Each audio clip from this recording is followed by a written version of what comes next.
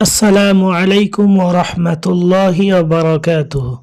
সম্মানিত বন্ধুগণ, আজকে আমি আপনাদের সামনে এমন একটি দরুদ শিখিয়ে দেব যা আপনি পড়ে ৮০ বছরের গুনাহ মাফ করাতে পারবেন এবং ৮০ বছরের ইবাদত বান্দেগীর সওয়াব আপনি পেতে পারেন।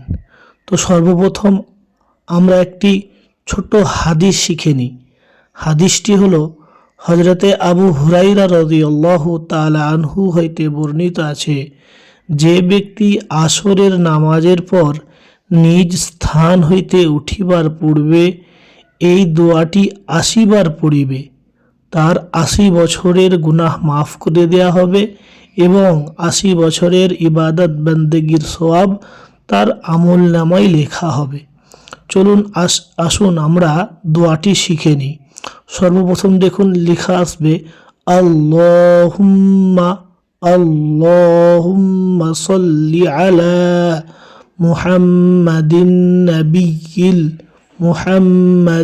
নাবিয়্যিল উম্মিয়্যি মুহাম্মাদিন নাবিয়্যিল উম্মিয়্যি ওয়া আলা আলিহি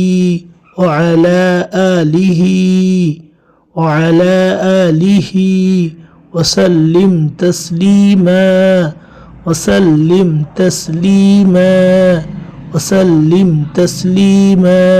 চলুন সম্পূর্ণটা পড়ে নিই। আল্লাহুম্মা সাল্লি আলা মুহাম্মাদিন নাবিয়্যিল উম্মিয়্যি ওয়া আলা আলিহি ওয়া সাল্লিম তাসলিমা। ভিডিওটিকে আমরা একটু শেয়ার করে দিই যেন অন্য মানুষেরাও জানতে পারে।